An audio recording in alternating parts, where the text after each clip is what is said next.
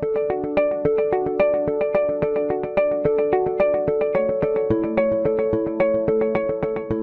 afternoon, everyone. Welcome to the Digital Leadership Forum. Are you moving towards being a digital leader? So according to research and what experts say, the digital leader needs to recognize that digital transformation is not just about technology, but also about strategy, structure, culture, capabilities, and understanding the customer or the citizen. So this is a panel discussion on leadership, on digital leadership, and also understanding what are the new leadership practices for the digital age. I am Christine Santayana. I am the country director for the Philippine office of Quintegral, and also the sales director for the APAC region. I'd also like to acknowledge the presence of my colleagues from Quintegral and Trenocate across the region in various countries, and also our three esteemed panelists who have graciously accepted our invitation to take part in this Learning Forum series and also share with us their thoughts and their best practices in their respective industries and, of course, areas of expertise. So thank you to the three of them, and I will be introducing them shortly. And of course, I'd like to acknowledge all the participants that are joining us today. They're still coming in, but we decided to commit and start on time. Also to make sure that we start off and maximize the 1 hour that we have together. So I'd like to acknowledge all the participants here today. And these are composed of executives and leaders in multinational companies and government agencies in the Philippines, Japan, India, Malaysia, Singapore, and Indonesia. And I hope I did not leave any country out. So we actually expect more than 100 or probably over 200 people to join our forum today, which is why it's very important before we start off, that I just give you a little bit reminders about how we can make the most out of this session. So of course, it's important to stay focused. And of course, you can ask questions later during the question and answer portion, but please feel free to use the chat box and turn off your gadgets if you can, so that it won't take away from your bandwidth and appreciation of this particular forum. And your microphones will automatically be on mute. So when the question and answer portion comes in, please raise your hand. We will call your name and you may unmute yourselves. And of course, please do participate fully. And if you can, please turn your camera on. So at least I see a few of my colleagues turning them on. And of course, I see the panelists that their cameras are on. Thank you very much. I'd also like to ask your permission and let you know that we are recording the session today.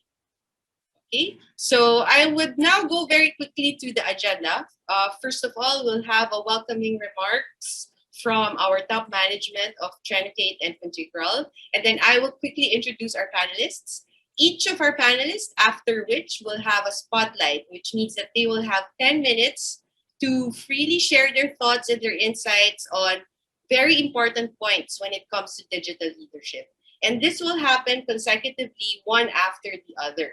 So my request to you is that you reserve your questions at the question and answer portion. So make sure you write them down or you type them in your phone so you don't forget what those questions are. Because for the question and answer portion, that's where the real dialogue begins in understanding how we can approach digital leadership today.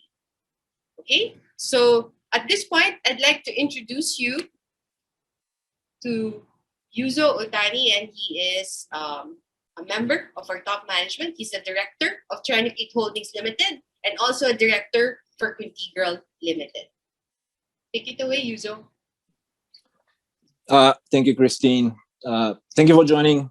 This is Yuzo Otani. I'm a director of Quintegral and Trenocate, and this event is co-hosted by Quintegral and Trenocate. I'm based in Tokyo, so joining from my home today. Many registrations we received, and people keep joining, and it is more than we expected, to be honest.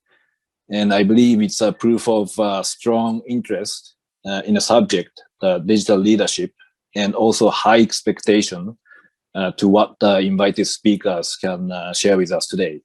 And please allow me to also quickly introduce who we are.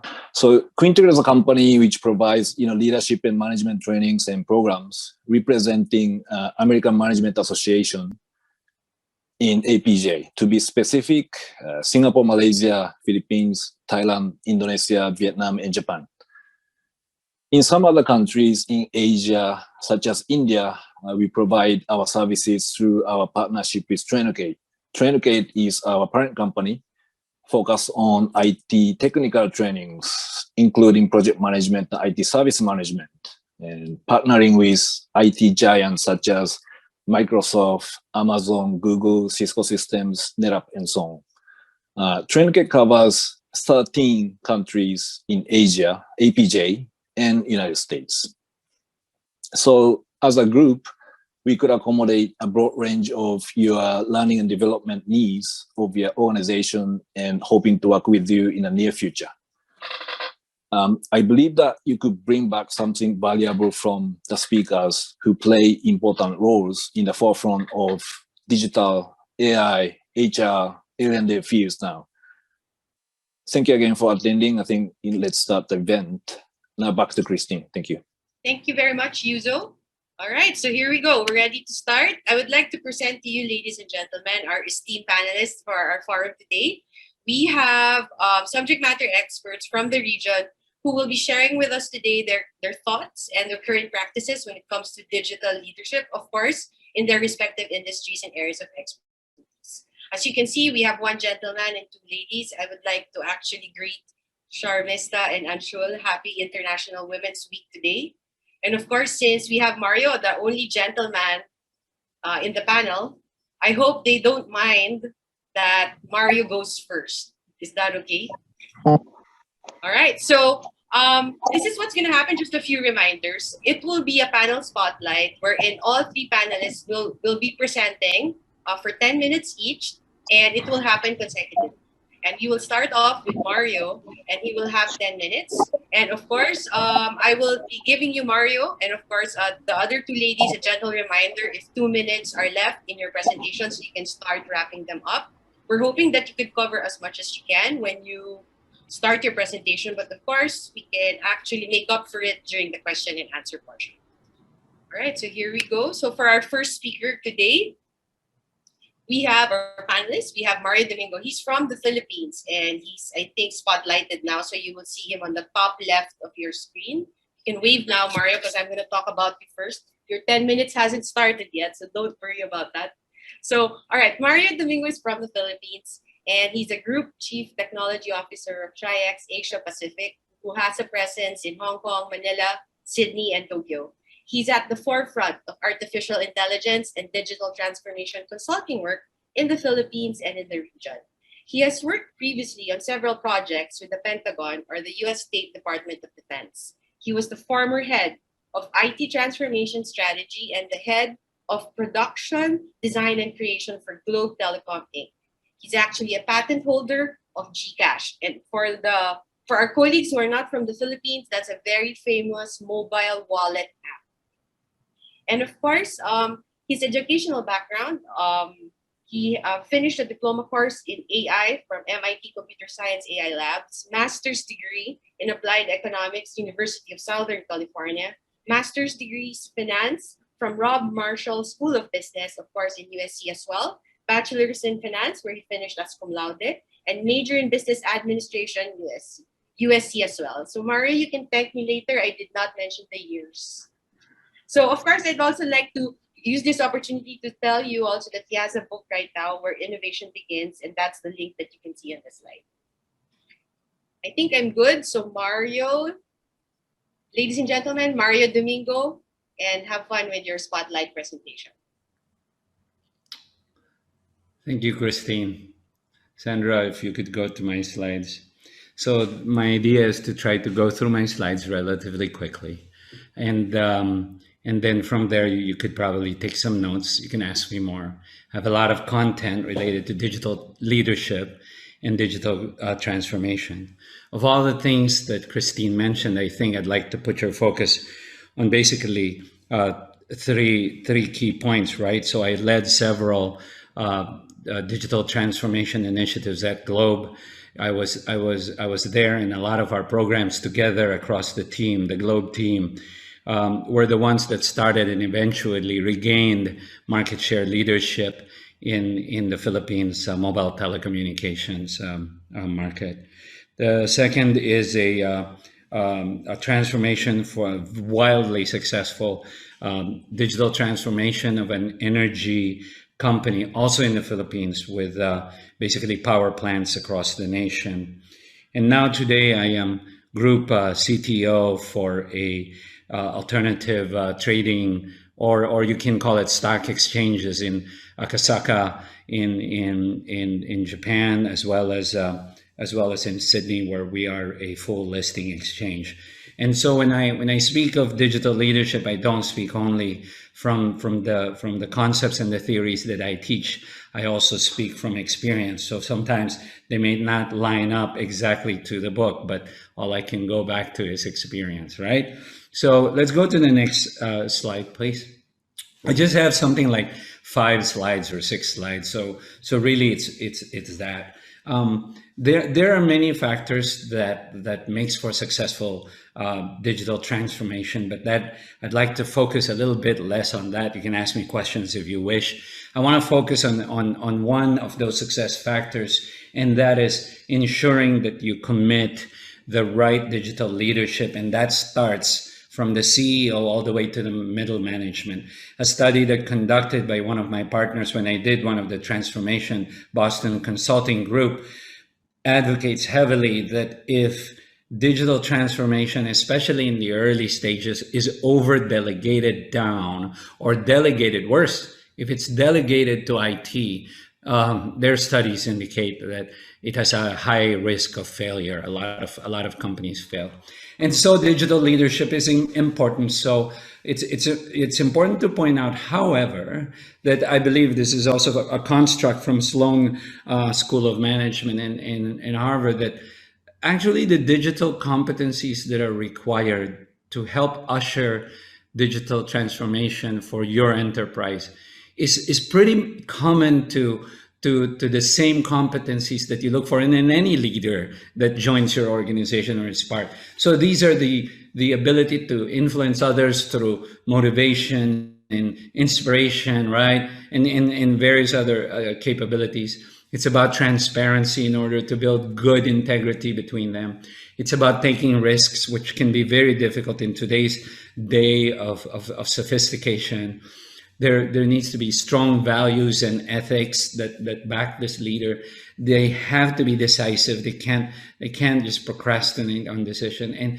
But at the same time, they have a realistic optimism, the ability to look at that future vision and understands what minimum viable product can be built in order to move towards that vision. Next slide, please. And so what differentiates a digital leader from your classic definition of a leader, right? So the third one is more arguable to be one of the competencies nonetheless, but the two are easy but to understand, but quite tough to find, right? Many of our senior leaders in the organization come from a time when the world was not digital, right? And so one of the most fundamental requirements that a digital leader who's going to usher the organization towards digitization is about technical literacy. They have to understand what they're talking about, right? There's so many buzzwords that's being thrown all over the world, right? AI, big data, machine learning, and robotic process automation, and all these buzzwords are being used. But you need to have a strong acumen and understanding of what technical backing those ideas have. Second is digital competency. They must be able to not only know and be literate in the technical stuff, but they're actually able to bridge how it applies to their enterprise, how it applies the suitability of the application of these technical capabilities, and how they will apply to your business. Finally, these digital leaders know that innovation and not just simple creativity is its ability to execute, because there's always the pull and push around maintaining your production environment and ensuring that you have a solid, strong, reliable, dependable production environment, but at the same time provides for a venue, a platform, a environment by which you can take risks and make mistakes, right? Digital leaders spearhead digital transformation. If they don't have these capabilities, aside from the classic competencies of a leader, these three pillars that they need to have, they will struggle in leading transformation. Worse, they might delegate it, right? And the moment it's delegated, it then creates misalignment between who they delegated to, and creates a back channel, creates a back door towards the leadership on maybe taking too much risk, or that we're unable to do it, and such. So digital transformation is basically the process by which you increasingly put digital capabilities into your business. When I use an example like Airbnb, right? They don't own a single hotel room, and yet they have thousands upon thousands of rooms in their inventory. It fundamentally, they were born digital. But when you are a hotel, you're a Shangri-La, or you're a Hilton, you have legacy. And so many of you guys who are attending this course, many of you are not coming out digital, because you won't be in this transformation situation if you were born digital, right? So this is the funny thing is, the time of the pandemic has turbo boosted and hastened the adoption of a great part of digital transformation. And that digital capability is mobility. So when we go work from home, suddenly within a snap, in a matter of weeks, we have transformed our way of work into mobility, which is one of the pillars of digital transformation. Just one more slide, right? So where do you start, right? So you start with technical literacy. You can't, there's no shortcut, right?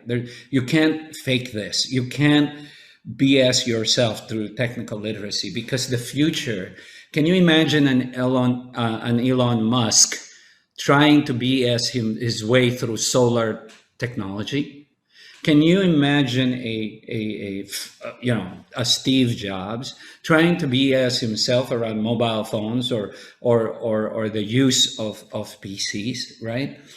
Fundamentally, the leaders of tomorrow that will survive digital transformation through this revolution are those people who are able to adapt into that digital capability. And the competency doesn't happen without the technical literacy building, right? And so digital competencies is about the application of those knowledge and creating a culture of innovation. For a long time, many of you are probably still in an organization where in a maintaining mode. The reason why is there's nothing broke, so don't fix it, until something like cryptocurrency comes around and displaces us all, right?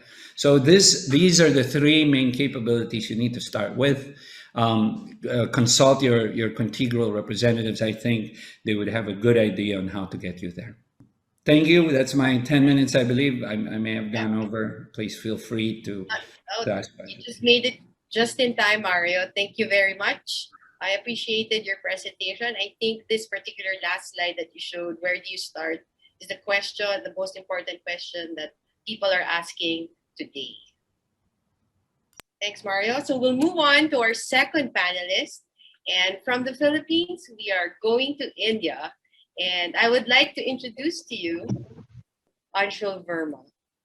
And allow me to introduce you first, Anshul. Is that okay? Please allow me to introduce Anshul Verma. She's the head learning and OD of Asia Pacific of Lenovo.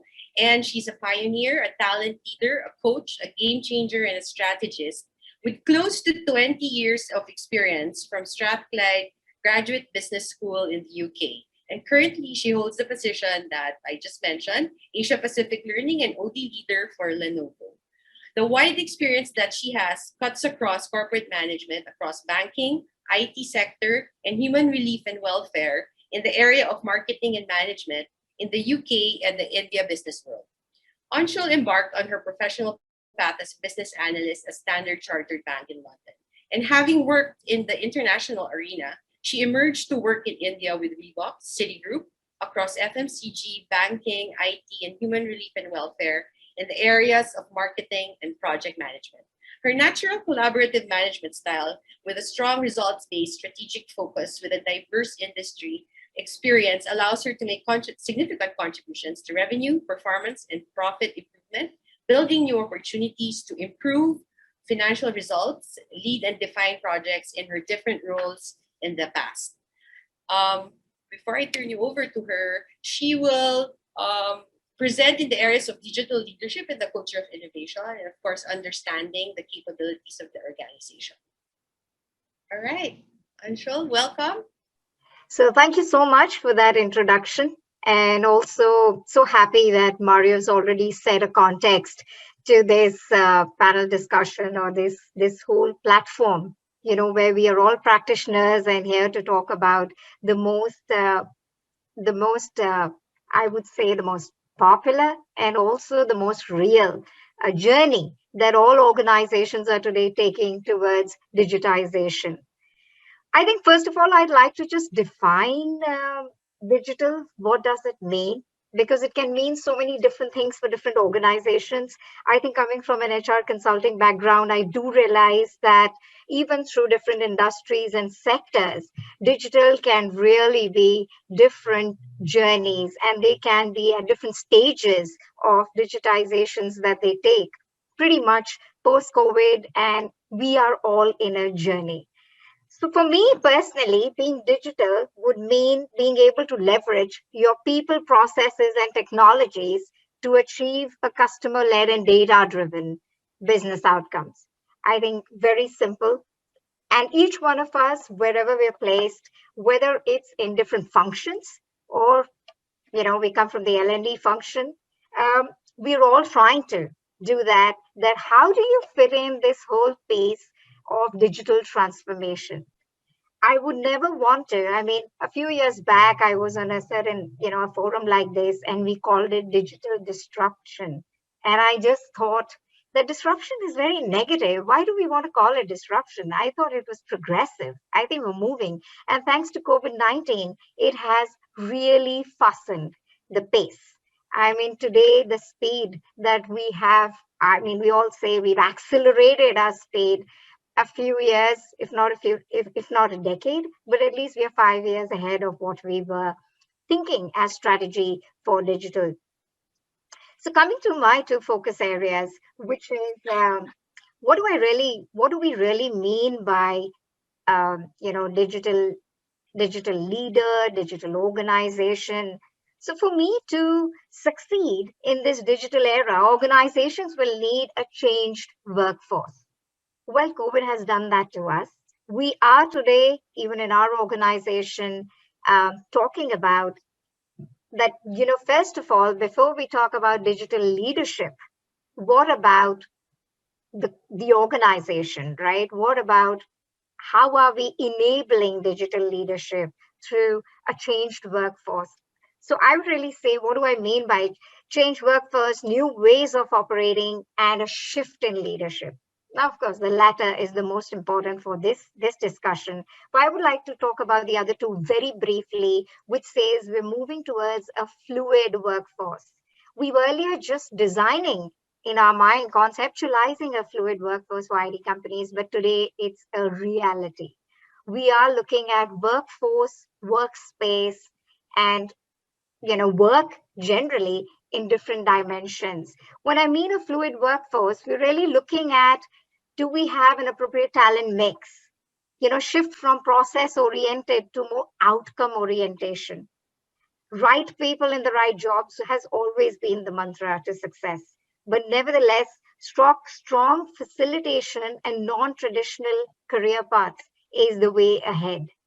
And real-time contribution and learning development and also feedback and diversity in every organization is one of the clear prerogatives or priorities of every organization. The second is I talked about the networked ways of operating, alignment of people and processes, broader business digital goals, digital strategy. Now, the thing is, when we're looking at digital strategy, we also need to understand what are the capabilities of the organization. We're looking at networked ways of operating, which means nimble and lean organizational structure is today the way we operate. Designated space for innovation. Innovation is another key area which all organizations today are building into their competencies or critical competencies that they need for their workforce. Highly inclusive culture is another one priority, and active facilitations of information flow. How does information flow in an organization cross-functionally to be able to using your business intelligence, different systems, different kind of technologies to ensure that we're making sound decisions. Also, empowerment of decision making. Today, it's not really a time when we're looking at leaders who cannot be entrepreneurs or start looking at themselves as entrepreneurs. Today, the need is really that there should be high learning agility and a lifelong learner profile, greater business acumen, and more entrepreneurial drive. A leader who's able to drive himself through the unexpected and the uncertain, or the famous VUCA environment. I mean, today, really, we are in a VUCA environment, which means we need leaders to be able to navigate because there is no digital past heritage that any one of us carries. So it becomes all the more interesting to see, the robust communication with diverse external groups, how leaders are able to establish their agility and the whole this whole cohesive top team, how can they build? So I was looking at a research, and this was by Conferry, and I was most intrigued that 5 critical dimensions of digital sustainability is very, very sharply defined as agility, connectivity, discipline and focus, empowerment and alignment, and openness and transparency. And some of these, how they were defined was just taking the 3 most important in this. And I see that even in some of the organizations, the last 2 at least, my current and the last one I worked for, openness and transparency, deliberate transparency about ethics and responsibilities. Are the organizations really working towards establishing compliance practices, taking them seriously, and employees are valued and creativity is encouraged? The next one is which empowerment and alignment. A definitive mission. Do you really know what your organization's value proposition is? Or are you just building a different digital strategy? Do you really know who the customer is? Is it really aligned to the strategy of the customer led? Is it a customer led strategy? Or is the leaders just thinking very independent of only what he wants to do or the sales? So I would say aligned workforce, what is equipped to make decisions. And the third one is unequivocal clarity on what digital means to the organization, not what the world is doing, but in my organization, what's a unequivocal clarity? Do Am I able to be that missionary of digital transformation in my organization who clearly understands what my organization's journey should be and not trying to copy someone else or emulate without thought and enough deliberation?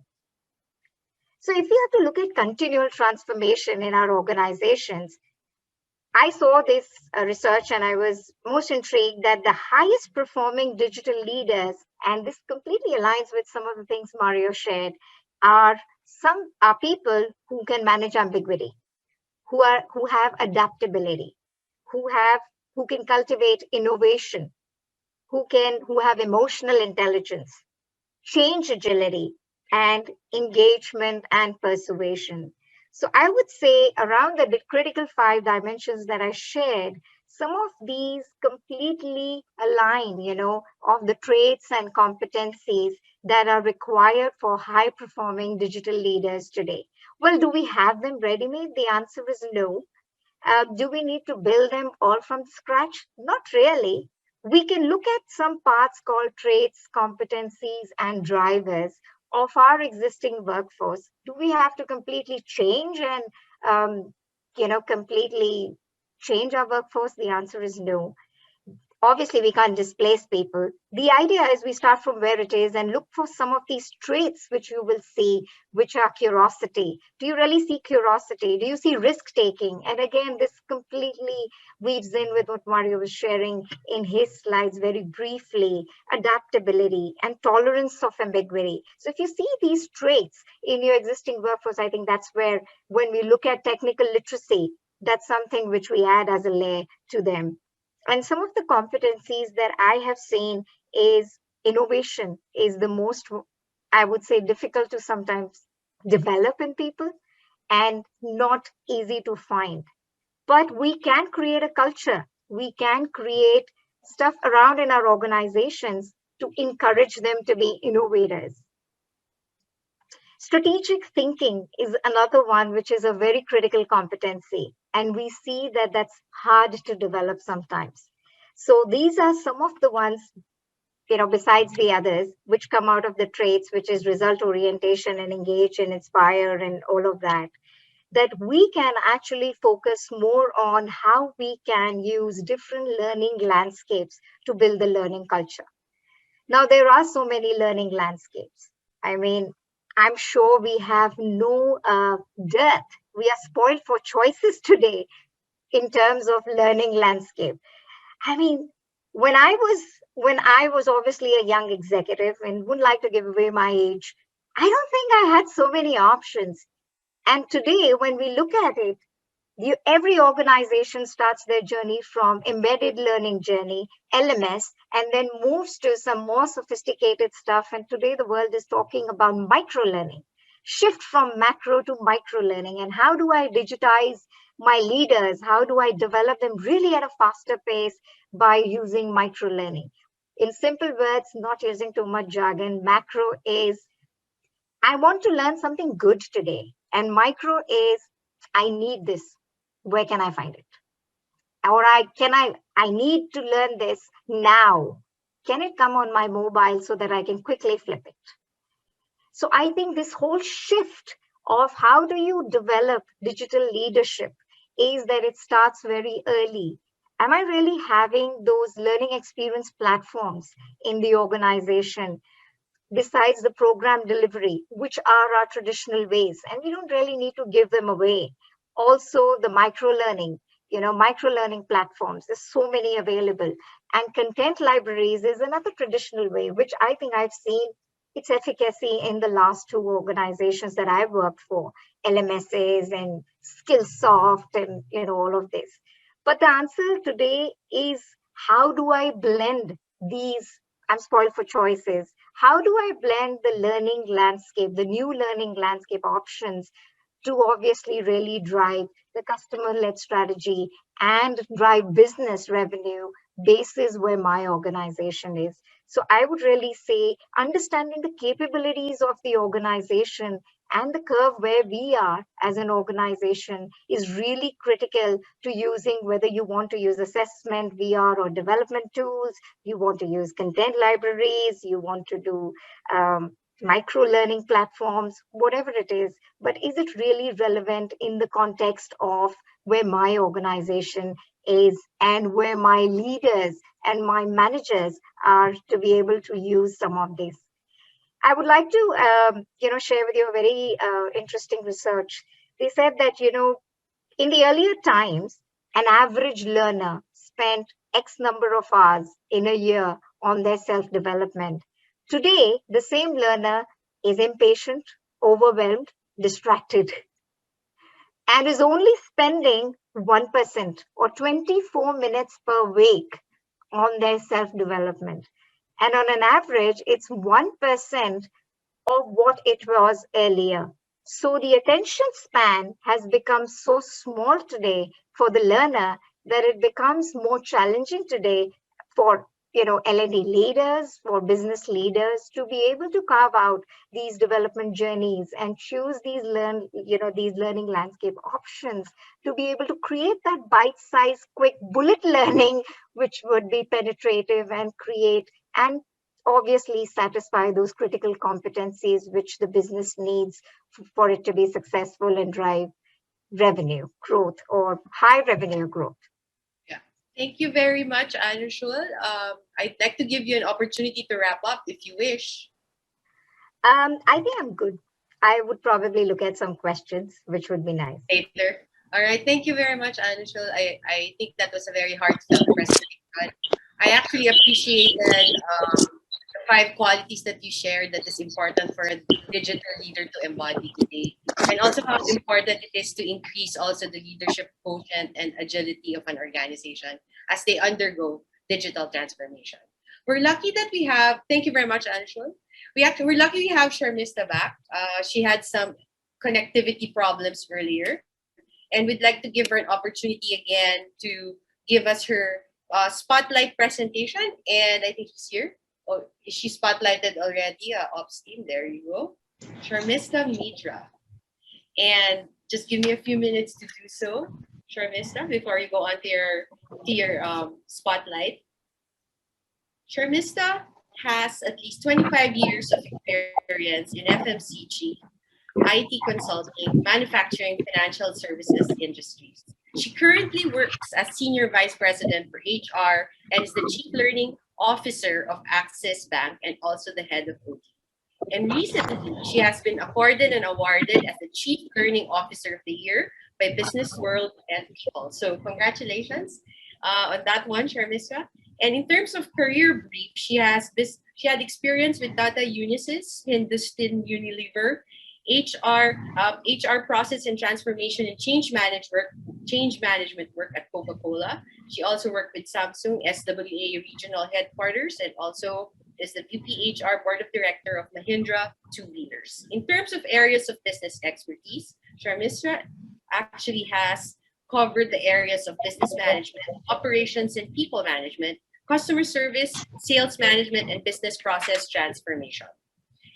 In terms of areas of expertise, she has handled strategic HR, culture transformation, learning and leadership development, organizational structure and design, performance and talent management coaching, internal communication, diversity and inclusion. In terms of education, she has a master's degree in mathematics from the University of Calcutta and management education program from IIMB and also Mahindra Universe program from Harvard and MIT.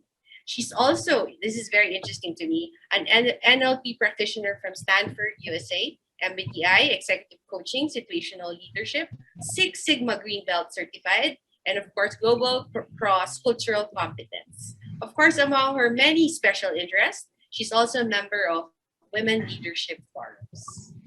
And Sharmista will be covering also a little bit on digital leadership and the culture of innovation, and also how is the digital transformation driving the customer experience. Welcome back, Sharmista. Thank you. So, sorry about that glitch. Glad to be back again. So as I was saying that, when I was doing this work on research on future of work, so one thing that came out is organizations who are going to be successful is a little bit in the shape of a barbell. So the barbell is really a deformed bell. So organizations are likely to be successful, that research told us, who are either large conglomerates who are very, very digital savvy to be able to move fast with speed. And the other set of organizations which are likely to be successful are the ones who are startups. And anything in between, that research really told us are organizations who are really, really going to struggle to thrive and grow or even, sort of survive. So that was a very, very interesting insight. And then, when one started delving into this space, hence one realized that it is very important for organizations in the middle also to survive and not really perish along with the large conglomerates as well as the startups, is the organization really having three things available to it. That's my point number one, which is the digital mindset of the leaders, the capability across levels right from the top, and leaders' ability to leverage digital to be able to drive synergy in the organization. It could be business synergy, it could be market synergy, it could be synergies of any forms and formats. So that's the first thing, so that you continue to survive and thrive. Digital is a very dangerous thing. because if you don't handle it well, it can let organizations to sort of perish. The second element, hence taking a cue from there, the second important point is how as an organization then we build a digital ecosystem. Now, what does the word ecosystem mean? More often than not, as organizations, we focus on one part and we start really going digital on that. So sometimes it is on the business model part. Sometimes it is with the customer experience part. Sometimes it is with the employees, and sometimes it could be, some kind of synergies with partners. But I think it's very, very important for us to build in a digital ecosystem, and at one point in time, all four parts will have to take off. And hence, at the top level, it's very, very important to be driven by the CEO and define the strategy, the agenda, and really cascade it down to all these four parts of the organization: the internal organization, the customers, the employees, as well as the partners. So that's the second important point. I'll touch upon the customer experience bit, which is your question, a little bit more towards the end. The third important aspect is, it is really about transformation of the organization. I would rather not call it digital transformation. I would say digital is actually the linchpin or the core of organizational transformation in today's world. But you know what? Again, one of the very interesting discovery that we have had when it comes to org transformation, the role of digital is that it is really less about technology. Yes, technology is important, but buying technology and investing in that is only a part of the game. The real game is really about how are you really onboarding people on the same, and how are we planning the future around the same. So if we really have to make digital strategies work, it's really about putting people first. It is really about human adaptability to be able to reskill and upskill and put our entire effort there. It is really about why digital transformation, because we want to drive innovation and productivity both, understanding that. And also, yes, we need cybersecurity analysts, we need data scientists, and we need software engineers. But very importantly, we need to hire people in the future organization, people on the soft skills, people who are adaptable, people who are flexible, people who are curious, people who are learning agile. Why? Because technology changes so fast. You skill someone up in a technology today, and tomorrow it's gone, but you are still there in the organization for many more years. It could be 10 years to 40 years, depending on your lifestyle, career life stage. So digital transformation, digital is really about enabling organizational transformation, but it is less about tech, but it is more about people. So that's, the third important point. Now, coming to your point of customer experience, I think before the experience, I think is a little bit understood that, how fast you move, how easy you make your navigations, how good your app is, how user-friendly it is. I think we're all doing that really well. But, another important part of customer experience, which is my fourth point, is how do you really, are you able to build in the differentiation of your products, of your services out in the open, and this whole digital has to play a very significant role. And the way I again see it is, it is not only about getting your business model right, and I think that's going to happen. Of course, that's not easy, but that's going to happen. But that's not enough. What is also important for us to essentially focus on is the brand today is really about two things I'm realizing, and I'll give an example here. So one is the persona of the brand is very, very important. And this brand is no more created by me alone. We all know what happened to WhatsApp when that whole message came out. The brand was suddenly under attack through the entire social media because everyone had a point of view and they got into the bandwagon. So I think digital, this marketing, this persona of a brand digital is going to play a very, very important role. And that is a very key enabler if we have to continue to win the trust of the customers. Now, this brand persona now no more is about the brand itself. Is it also many a times about the leader? So our Tesla is so successful, and I have my personal take on Elon Musk saying I always feel he's a great salesperson.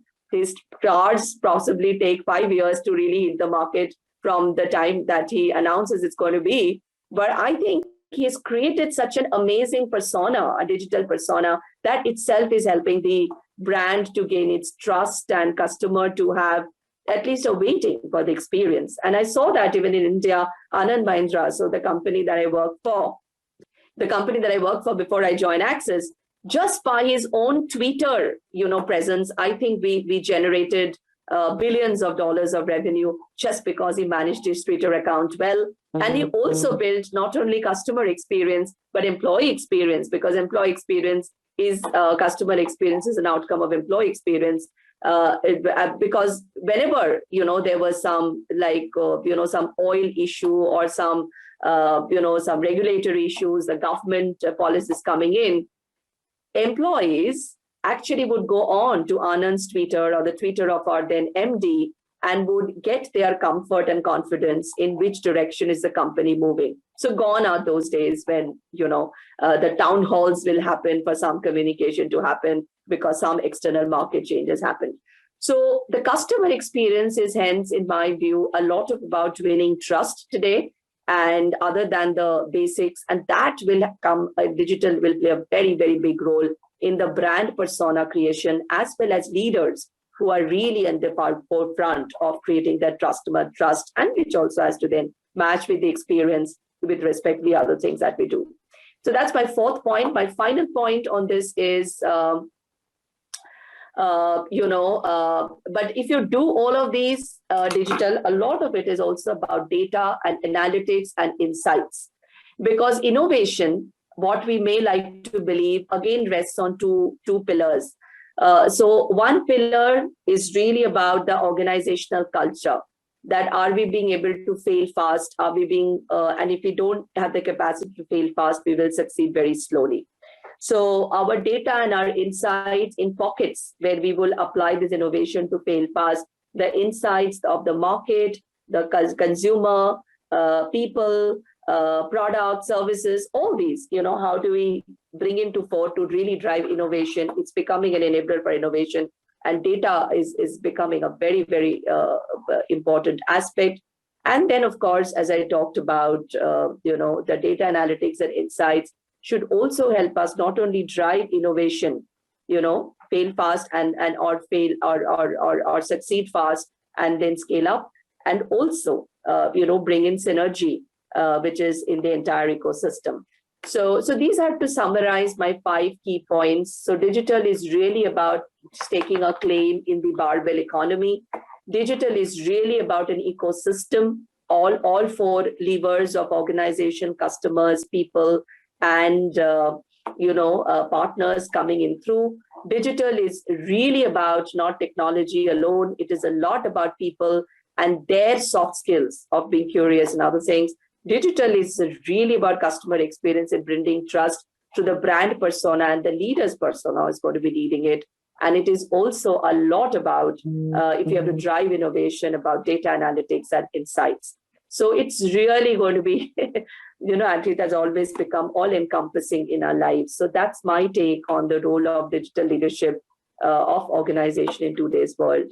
It's and things like business models and all, and technology, which were like so big even a couple of years back, is now just given that you will have the right digital technology, you will have the right digital business model, or your business model should be. So that's my view on 5 points on digital leadership. Thank you very much, Sharmista. That was very, very insightful. What struck me the most was looking at digital leadership and transformation in terms of an ecosystem, that it's all interconnected between the strategy, the brand, the capabilities, the culture of innovation. It's really about putting people first.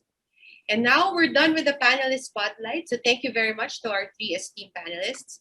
I'm now going to head to the most exciting part of this forum, which is the question and answer portion, where we finally get a chance to interact with the audience that we have today. And this is where the real dialogue will start. So like I said, please do raise your hand if you have a question, and I will quickly scan through the gallery and call you out so that you can also unmute yourself. Oh, I see some familiar faces as I'm posting along. Anyone? We have our 3 esteemed panelists available to answer any question that you might have about their presentation or about digital leadership in general. Question for Mario. I think that was John. I think that was John who was giving a thumbs up sign, and instead he flashed his question in the chat box. Thank you very much, John, from the Philippines. Question for Mario. What do you do to leaders, especially in the public sector, who refuse to go digital? Meaning, he cited some examples, not too open to transforming culture, capabilities, systems, and structures, and affecting the momentum of people down the line. You drag them into the square and put a guillotine and cut their heads off. No, I'm just kidding. All right, so there's a there's a practical answer, right, Raymond? The practical answer is that you have to wait it out, right? There's nothing really you can do.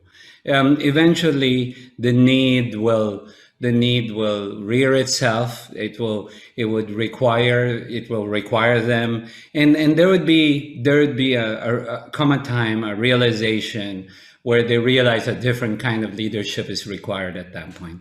In the beginning, in my past, I've seen this happen. In the beginning, they will try to adopt, right? They will try to scale up to get there, and then inherently they will discover whether they don't have the propensity for it or whatnot.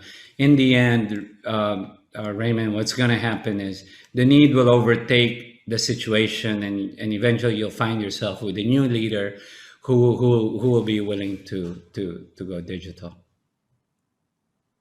Thank you for that, Mario. I'd also like to give the opportunity to Sharmista and Anshul to answer that question if they wish. Yeah, I really don't think I have much to add on Mario's point on that. Maybe I rather take the next question which has come up. I think Mario answered it very beautifully. Okay. Anshul, are you okay? Because we have a few more questions popping out. You're good. A few more questions popping out of the chat box from the Philippines again. How can a middle manager inspire a C-level to go digital? That's interesting. Yeah. Maybe one of the ladies would like to take that on. I can take this one. I did see this coming up. So, it actually happened with my own personal experience, I would say about 6-7 years back. And I had two very young people, in the team, and we wanted to really go digital. And we said we have this big vision of digital world and creating that world, etc. And the best way they can actually excite a C-level leader is to help them realize that they know nothing about this world without really making them feel small about it. So really sit with them, educate them, have conversations with them, and I would say also handhold them.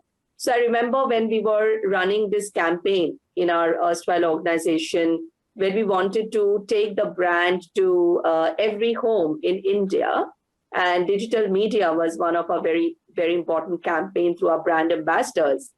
And as that campaign started gaining momentum, many leaders started getting interested, but they said, I don't know how to do this well. And then these young people, they actually held our hand and do it. So I think they are the ones who can really challenge leaders, who can have conversations with leaders, who can educate them, who can train them, and also handhold them to be able to see the success of it, whether it is in the adopting digital business models or productivity of digital tools, or even building the persona digitally to build a better brand for your function or your organization. I think they can actually play the role of a mentor and a leader in this, and have that confidence to do that with organization leaders. And I've seen not one, many doing it, and that really helps. That's my view. Thank you very much, Sharmista. Anshul, I'll give you also an opportunity to respond to that. Thank you, Christine. I would really say some of these practices, for example, we do talk about diversity all the time and a diverse workforce. We talk about X gen and Y gen. And I think I myself, I have been absolutely with, it's all about the leadership mindset, which means that am I really an open and inclusive leader? And am I a courageous and bold leader to have my manager tell me that, you know what, this we can do on a digital platform. Why do you want to do it like this? So it's all about being inclusive, building that agility within yourself. So I think agility is an important point because none of us have a heritage of digital transformation behind us. So we all have to, be able to drive this whole learning agility. And obviously, reverse mentoring is another one, which I think in my last organization is what we started. And it really helped to expedite or accelerate our digital transformation. Thank you very much, Anshul. I have a few more questions here in the chat box. And for this one in particular, I'd like to give Mario the opportunity to respond first. It's addressed actually to anybody in the panel. In terms of governance and laws on cybersecurity, how secure do you think the current landscape is now compared to others in the region? Hang on. The second part of the question. How secure do you think is the current landscape compared to others in the region?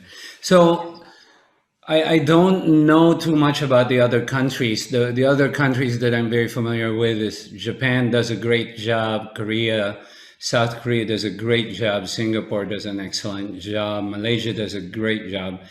Cybersecurity, it is faster to hack a system than to protect a system.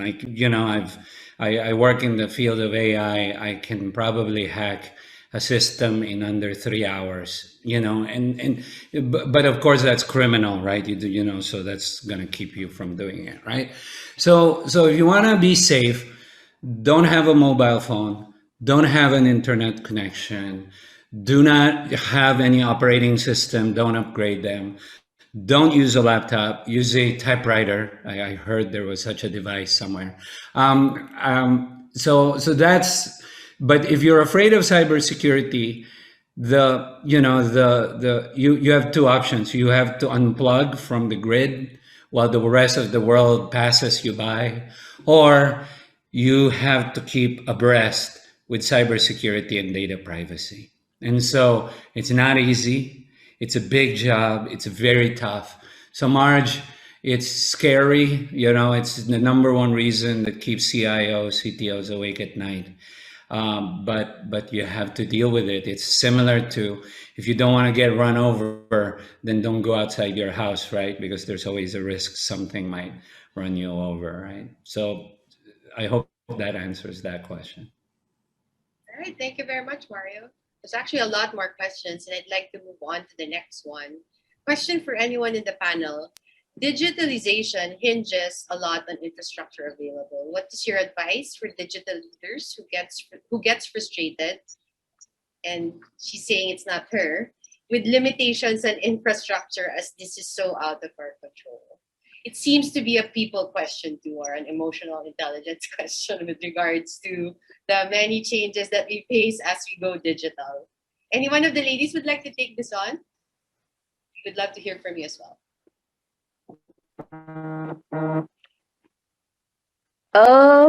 Yes. So I think we just have to be a little patient for all the reasons that we talked about. Because the digital, at times we may feel very, very frustrated when it comes to technology and infrastructure investment.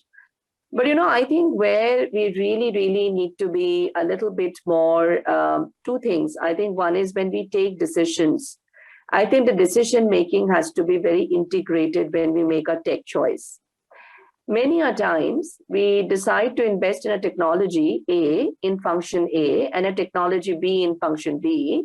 And suddenly one day we wake up and we realize they need to talk to each other, and they're not talking to each other. And then there goes, the whole productivity, expectation that we had, or even be able to do much with it beyond a point. And then, of course, what we have started doing as an organization, we've really started having conversations with various tech partners. And even if some integration was not planned, we are being able to push them through. Now, it is, of course, very, very frustrating for people who are managing things on the ground, because they have to give us an output which has to come from both the technology, but the system is not connected enough to be able to do that. But also the partners, the technology partners, because of cyber risk and many other issues, they also can't come up with their solutions very fast. So they'll have their beta version, then their tests and all of that. But I think we need to again sensitize people, bring in that awareness. Just because tech can make us agile and fast does not mean that everything today is available at the platter and things are going to happen. So we need to create more awareness, more conversations, but also very importantly, as leaders, be proactive and push for the change where it does not even exist, and constantly look for integration and synergy. I've led and leading two such projects where I myself didn't believe it's possible, but just ask that very innocent and maybe stupid question as a leader. Can these two systems talk to each other? One is a global giant, another is a local partner. But eventually they did. So it took me 6-7 months. So I think we have to be patient. We have to be strategic. The young people, you also just can't be only looking at agility. You also have to be strategic in your mindset and bring up, push your leaders to drive the change, or hope that you have smart leaders who will be proactive and driving the change for you. So that would be my response. It is not an easy answer, but if decisions are made a little bit thought through, then leaders are looking at the integration as a very important source and pushing the agenda. I think this frustration will come down, but yeah, we constantly have to be also patient to get this going in large organizations. So true, I agree. Growth mindset is really, really important. I'm trying to make sure that I choose questions that are diverse, but I hope to cover everything. I'd like to address this question to Anushul. What is the future of microlearning? Isn't the concept of microlearning, this is an interesting question from Mayur, counterintuitive as it leads to furthering the already shortened attention span? So how do we integrate macro and micro learning? I guess in the context of learning more about digital leadership. Sure. So thank you for that question, Mayur. I would really say micro and macro can coexist in the ecosystem of the L&D function. So today, the learning landscape has many options. So the learner is really spoiled for choice. And it's important to say what my organization in terms of investment and also in terms of absorption, the learner's appetite for absorption and be able to cope with self-paced learning, what is the readiness of the learner, which is the customer in this case. You cannot over bombard products to a learner that he or she is lost with what to do. Because when there are too many options, then you can be. I would say if you see an employee life cycle, in the beginning, when you join a new job, your need for micro learning is high. But as you start moving into a new seasoned employee, and then you move into being an expert, there is more scope for macro. And as you say, MOOCs and other forms of learning landscapes that you can actually embed in the journey. So am I saying that one has to go displace one with the other? No. you have to find in the customer, like for me, my customer is my employee, people first, right? So employees also during their different, during the tenure in the organization can actually have a blended and a different, use micro and macro together to build a smarter or a better learning experience for the employee. I think that's my view. Thank you very much, Anushul.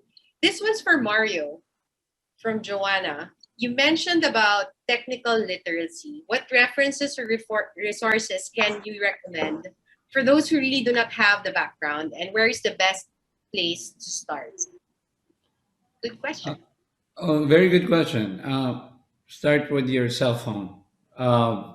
It's, you just go through the security settings, the configuration settings, go to your application stores, download a few applications, learn a new language, understand and then, play a game or two, play, Mobile Legends. I don't know if that's too advanced.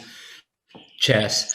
What happens is then you start to get a feel of this thing that people talk about, which is fundamental, like user experience and usability and all these words about how, download an app called Slack, get a couple of your friends on it, start to collaborate off of Slack. So Joanne, a good place to start is your mobile phone. And then, of course, there's the standard answer around YouTube, Coursera, Udemy, and all those guys. But I think something that's relatively very ultra light for you to get started down technical literacy is play with the settings of your phone, download a few apps, actually check your security settings and make sure you're not giving your information away to a bunch of creeps. Huh? Thank you very much, Mario. There's a question here for Sharmista from Agnes. Innovation is known to flourish in agile environments. What is the foremost key for innovation and digital transformation to work in the financial services industry, which is known to be bureaucratic? Yeah, hi, hi, Agnes. What is a straightforward answer to that? It is actually competition. Financial services, as you rightly said, and Mario also talked about cybersecurity and many other things. So I think one is competition. And the second thing that is also happening now in the post-COVID world is people. So for example, DBS is doing some amazing work in the digital banking space. And now let's say, in India, it is also, it also happened to get Sachin Tendulkar, one of our iconic cricketer, to be a cricketer, as you know, is the most important sport in India, to really become its brand ambassador, and is really, really making inroads, right? So we have no option but to really wake up to the whole reality of the digital banking. And we did set up, for example, overnight almost 500 people team of digital bankers being headed by someone from McKinsey. So competition, big one. Also the second, also the regulation, that sort of comes in. So right now, everything is opening up. There are payment banks, and then there are people, they're saying large corporates can now open banks up. Then there is, of course, new currencies, the cryptocurrencies, the Bitcoins, and so all that. So that's another, the change in the external environment, be it regulatory, be it new technology in the financial currency space, is another very, very important reason for us to, understand this whole space. The third, as I said, is people. So for example, with this whole COVID era, so financial industry are also, we are large employers, right? So we have 75, 80,000 people already. We are going to go 1 lakh plus, soon 100,000 plus in the next 6 months. So now when you are such a large employer, retail space has been a very, very important one of consideration for us. Now, and we've always been wanting to reduce that cost, while, branch banking in India is still a big one. So digital on one hand, branch penetration on the other.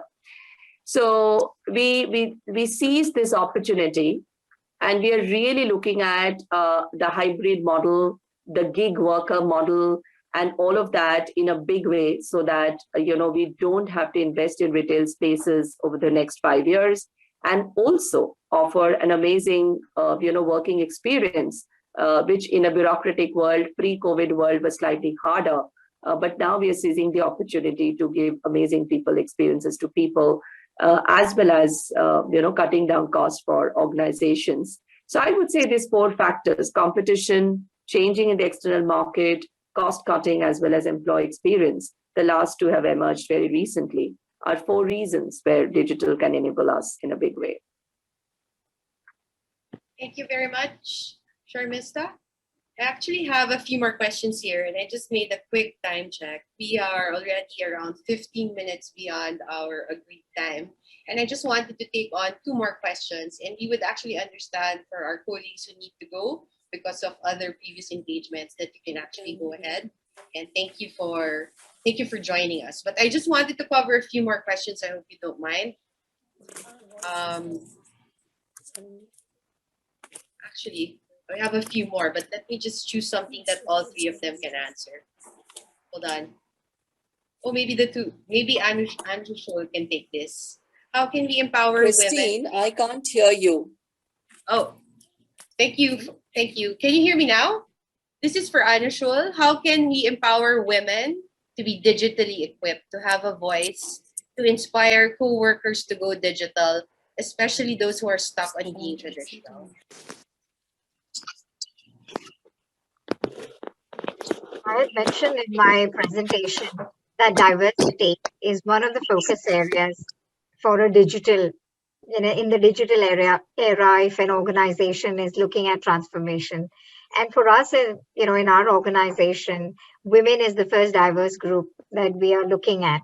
And quite glad to say that we're building a women leadership development program, which has some of these critical competencies, which we do not have as heritage. But when we see those traits in people, we are picking up some of these, our high-pot women are outstanding, or, a certain sect of leaders that we want to build our future leadership in, and obviously investing in them by digital, this whole digital capability as being one of the competencies. And how we're designing it is obviously post whatever we go through in terms of e-learning modules, or DILT, or in-person training, the person has to have some on-the-job action projects that they would lead for the next 6 months, 3 months, and talking to the stakeholder. That means talking to the business leaders and obviously designing these action projects very seriously, where we can have measurable outcomes. Yep. Thank you very much for that, Anshul. The next question could actually be directed to any of you, the three of you. Should organizations identify or articulate digital agility as a standalone leadership competency required of employees nowadays to stress its importance? Standalone. Don't like that word standalone, right?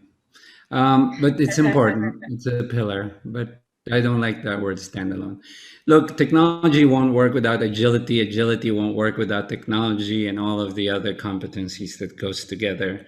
If it were so simple, we won't be in this talk today, right? But for sure, agility is important. And if you belong to a government, especially if you belong to the Philippine government, you are probably going to be slower than DBS used to be.